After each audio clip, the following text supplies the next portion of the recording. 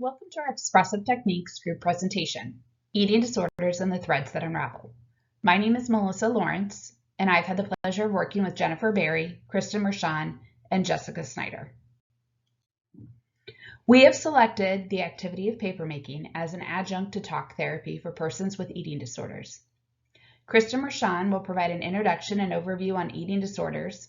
Jessica Schneider will describe the expressive techniques of papermaking and the application and benefits in treatment of adults with eating disorders. Jennifer Berry will then demonstrate the art of papermaking, and I will conclude with a brief discussion summarizing the importance to the therapeutic process. We have also included our references used. And now, Kristen.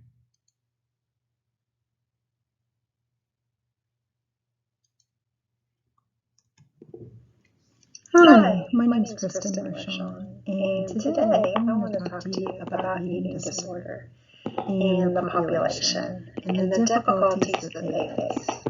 I myself have dealt with eating disorder on and off for about half my life, and I understand the difficulties and challenges that this population faces. The helplessness and worthlessness that affects you, the emotional just damage that occurs, and your physical, not only the negative effects to your physical body, but also to your emotional body. So, eating disorders such as anorexia, bulimia, binge eating disorders, they're all very serious, and they're mental illnesses that can have devastating effects on a person's physical and emotional well-being. Individuals with eating disorders often struggle with negative body image, low self-esteem, feelings of shame and guilt surrounding eating habits. They may engage in unhealthy behaviors such as restrictive eating, such as fasting, binge eating, purging, and it's all in an attempt to control something in your life, something in their lives, whether it's in this case their weight, their shape, their size. People with eating disorders are commonly experiencing social isolation. They feel embarrassed or ashamed of their eating habits and their body image. It's not something that we're proud of. It leads to feelings of loneliness and depression, and it can even be more difficult to seek help and support.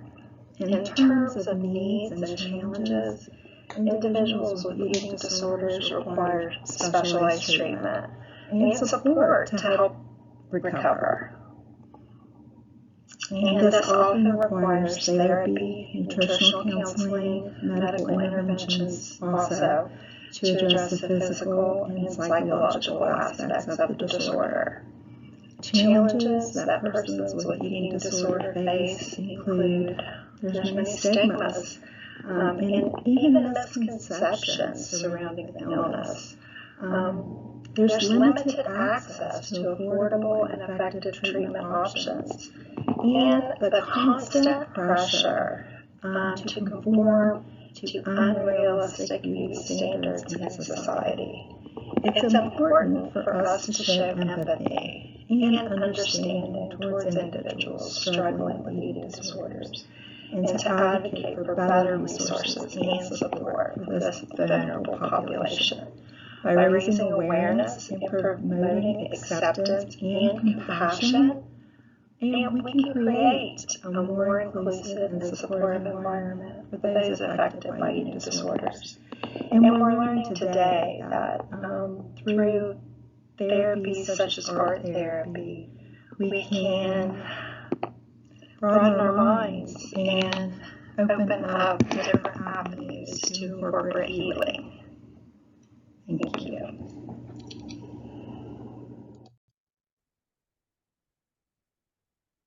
I'm going to talk a little bit about paper making. All right. I want you to go in your mind for just a second to a population that is served by paper making, that we have evidence over the last decade that has been served. But first, we're going to discuss that paper making is a multi-sensory artistic experience that has been used to effectively support combat veterans that are processing trauma. The act of tearing or cutting garments that once carried a specific meaning in their time of service can promote a release or open space for healing. We have lots of references for that, and I'm going to tuck those in below. For those who struggle to find language to describe the experiences that produce their invisible wounds, the tactile interaction with garments can literally tug at the threads that clients might struggle to unravel, effectively and methodically breaking down barriers to healing.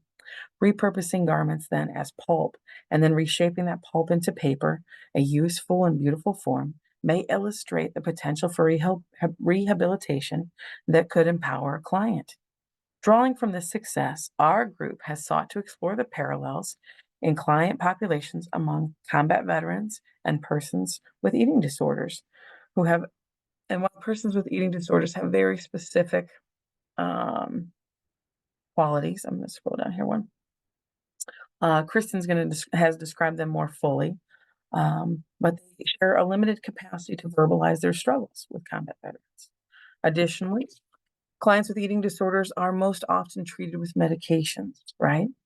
Support life, these medications do, but they do not address the origin of the cause of the disorder or the pathology, as stated in the Zakers article.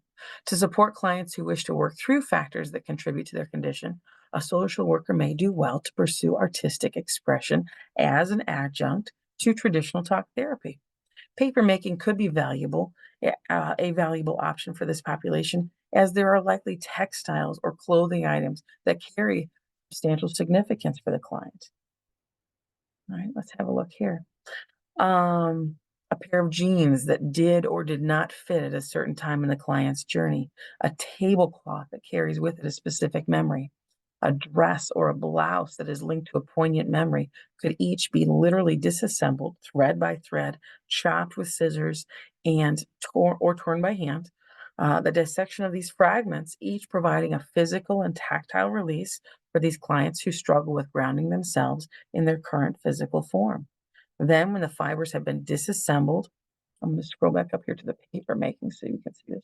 As the fibers have been disassembled, water is added to the material, almost washing away, right, the former significance of the garment. With water added, the fibers are mashed and reshaped into a malleable pulp, further providing imagery and concreteness for clients who may struggle with the same. Next, the pulp is screened and shaped into something beautiful, perhaps more beautiful than its prior form. Finally, after drying, the paper is used to hold an image or words or phrases that empower the client. If appropriate, clients may wish to share their art in a smaller supportive circle, a group promoting community and connection that surpasses the client's struggle and surpasses the single social worker's influence on that client by building that community around them. The value then of paper making is found not only in the physical entity of the fabric to paper making process, not only in the imagery or words added, but also in the support system that is created over the course of the process. Each element moving trauma, pain, grief, or dissociation through the client and onto the page. Each step of the process promoting connection with the physical world and the persons who make the journey less isolating. I'll revisit once here real quickly why this might work. We believe firmly that moving trauma, pain, and grief or dissociation through the body can aid in the healing process. You can produce something tactile and beautiful from an object that previously held a difficult association. It can be recreated there. Can build community and connection through this healing process. Thank you for listening. We are going to be making paper as a therapeutic tool with adolescents that struggle with eating disorders. I used a paper making kit that had a screen and decal, the wooden frame. I also used a blender, confetti, sparkles, a sponge, some felt, and containers. Step 1 is to gather your papers. For this purpose, it can be food logs, weight logs, pictures they don't like, or even papers they've just used during sessions to process their emotions. You're going to cut these papers into 1-inch squares. You're going to add a handful of them to your blender, and you're going to blend until it's a smooth consistency. This is going to be your pulp. Once that is ready, you will take a big container, large enough that you can dunk your screen and decal, and you're going to put a handful of it into the water. Make sure it's spread evenly.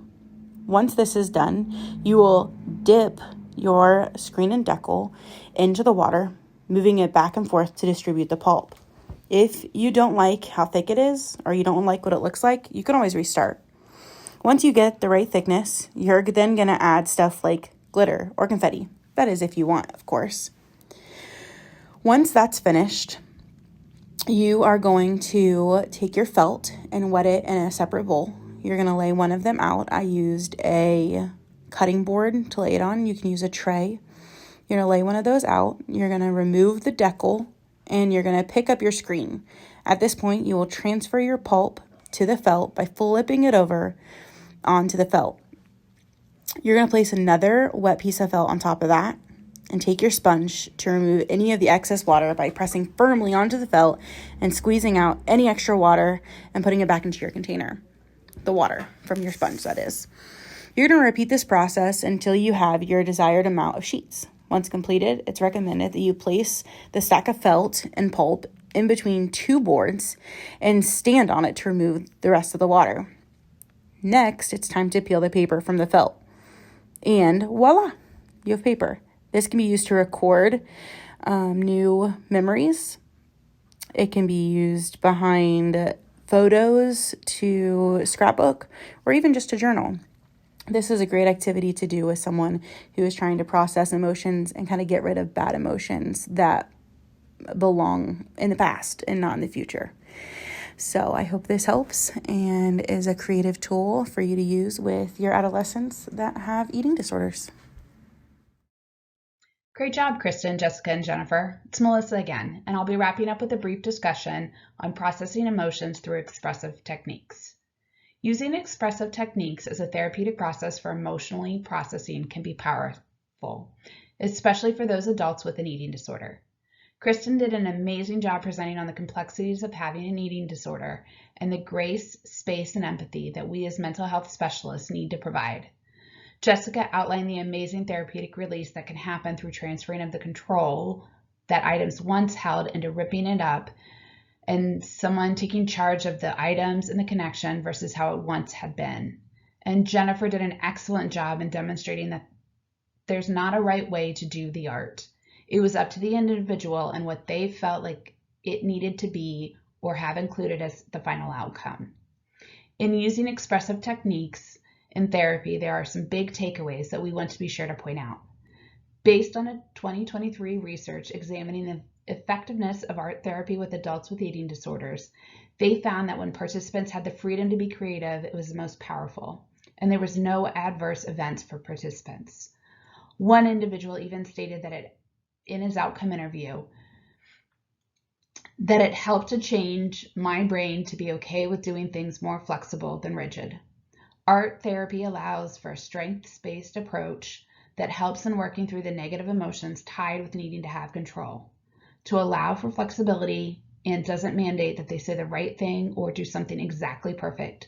This is their time to express themselves as they need. Some takeaway points that we wanted to be sure that we included is that all emotional processing is helpful, whether it's happiness, sadness, anger, resentment, fear. All emotional processing can be helpful. Art therapy is a strengths-based approach using expression sometimes other than words. Art therapy allows for persons to challenge the need for perfection. Art is flexible and beauty is individualized. Emotional health is tied to physical health.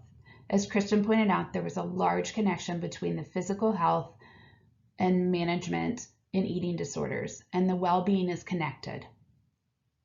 And art therapy and ripping of items turns negative connections into sources of beauty for those individuals. Here are some takeaway tips for real-life application of expressive techniques in your therapy practice. Remember that art is the expression. Do not place additional demands of needing to come up with communication as well. Allow for the person to take control and come up with a process that works for them. So instead of asking, what is the connection to the items and your negative emotion? Instead, state it like this. This is your space to release whatever connection to those items you have. I'm only here if you need me to be. Instead of asking, how do you feel about what you created? State it like this. Your new expression is yours. You are in full control of what you do with it. Don't mandate that they share. Remember to follow each step of the process. It's important for the outcome. Instead, state it like this. There is no right or wrong in this process. You are in full control to do whatever you want to do. Here are our references. And again, we thank you for the attention to our presentation.